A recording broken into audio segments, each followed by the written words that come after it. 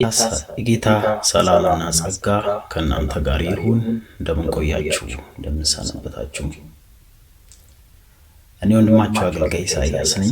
ዛሬም ደግሞ ባጫጭር እንዲሁም አስተማሪ በሆኑ ቪዲዮዎች ወደ እናንተ መጥቻለሁ። እንደ እግዚአብሔር ቃል ቪዲዮዎቹን እንቃኛቸዋለን፣ እንመለከታቸዋለን። ለቻናሉ አዲስ የሆናችሁ ሁላችሁ ሰብስክራይብ አድርጋችሁ ደግሞ ከዚህ አገልግሎት ጎን እንድትቆሙ በጌታ ፍቅር ጠይቃችኋለሁ። ቀጥታ ወደ ቪዲዮ እንሄዳለን። ፓስተር ከለ ያላችሁ የምትከተሉት ሰው ባይኖር መርጣለሁ። ትምህርቱን መስማት ጥሩ ነው። በአንድ ጆሮ፣ በሁለት ጆሮ፣ በሙሉ ልብ በግል ባይብልን ማንበብ። ይሄ ቄስ ፓስተር የተቀባ ነብይ እንደ ዱቄት ወተት በሉ፣ እንደናጡት ወተት የእግዚአብሔር ቃል በግል ካላጠና በዱቄት ወተት እስከ መቼ? ያም ሊመረዝ ይችላል እኮ አንዳንዱ የሚያስተምር። በግልህ ለብቻ ማንበብ ካልቻልክ ይሄን ዓለም መዝለቅ አትችልም። ለበጎ ስራ የማያሳፍር ሰው አይደለም። ከክብር ወደ ክብር እየጨመርክ እንደ መስታወት ኢየሱስን ማብለጭለጭ ከፈለክ ብቸኛ መድኃኒቱ የእግዚአብሔር ቃል ጋር ያለህ ግንኙነት። ስለዚህ ጳውሎስ ይላል በሁሉ ቦታ በሁሉ ጊዜ የእግዚአብሔርን ቃል ያለ መቀላቀል ያለ መሸቀጥ እገልጠዋለሁ። ስለዚህ በሁሉ ቦታ በሁሉ ስፍራ የኢየሱስ መዓዛ ሆኛለሁ። ለዚህ ለምን በቃው? ቃሉን ሳልሸቅጥና ሳልበርዝ በማጥናት የሌለ ተአምር ነው። የእግዚአብሔር ቃል ልዩ ምስጢር አለው። በእውነት ነው የምላችሁ። ስለዚህ አሁን ቀስ ብዬ ሞባይላችሁን ብሰርቅ፣ መኪና ካላችሁ ቁልፋችሁን ብሰርቅ፣ ቀስ ብዬ ባይብል ብሰርቅ ቶሎ እንደተሰረቀ የምታውቁት የቱን ነው? እናንተ ፍረዱ። ባይብል ምናልባት እንግዳ ቤት መጥቶ እስኪ ባይብል አቀብኝ ሲል ሊሆን ይችላል እንደጠፋ የምታውቁት።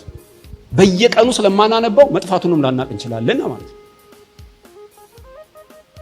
ስለዚህ አንዱ ጸጋ ልብሳችን እንዳይሰረቅ አይደለም ብቸኛ አንደኛው መድኃኒት የእግዚአብሔር ቃል ዕውቀት።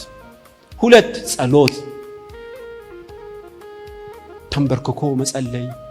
ረዘም ላለ ጊዜ ሞባይል ትዘጋለህ፣ ራዲዮ ትዘጋለህ፣ ቲቪ ትዘጋና ላፕቶፕህን አጥፈህ ማለት ነው። በጸጥታ መጸለይ መለማመድ። እግዚአብሔር እንደ አባት እኮ ነው ሊያወራን የሚፈልገው በእውነት። እኔ ሁለት ልጆች አሉኝ። አንዷ አሁን 2ኛ ዓመት ተማሪ ነው። አንድ ሴት ደግሞ አለች 11ኛ ክፍል ነች። ስራው ያገልግሎቱ የቤት ስገባ በጣም የምናፍቀው ከልጆቼ ጋር ማውራት። ምን የባጡን የቆጡን ሲያወሩ ልነግራችሁ አልችልም። ደስታዬ። ችግሩ ላፕቶፕ ከያዘ አያወራኝም፣ ሞባይል ከያዘ አያወራ። መጣው ብሎ ልም እኔ ናፈኩት እሱ እኮ አስደናቂ የሆነ መልእክት ነው ሰው። ይገርማችኋል። ልክ እግዚአብሔር እንዲህ እንደሚያፍቀን ልነግራችሁ እፈልጋለሁ። በጸሎት ሊያወራን ይፈልጋል። ስለ ቤተ መንግስት ምስጢር ነው፣ ስለ ሰሜን ነው ብትፈልጉ፣ ስለ አራቱ ማዕዘን ነው፣ ስለ ኢሮፕ ስለ አሜሪካ ነው። ምስጢርን የሚገልጥ አምላክ ይጠባበቀናል። ጊዜ የለንም። በጸሎት ምስጢርን ይነግራል ጌታ። ተራሱ አትሆኑ። ተንበርክከን ስንጸልይ አይኖቻችን ይከፈታሉ። የጊዜውን ምስጢር እናውቃለን። የእግዚአብሔርን የልብ ሐሳብ መቅዳት እንጀምራለን። መንፈሳዊ ሰው የእግዚአብሔርን ፈቃድ ማስቀደም ነው። የእግዚአብሔር ፈቃድ በጎና ደስ የሚያሰኝ ነው ይላል። ለእግዚአብሔር ፈቃድ ቅድሚያ መስጠት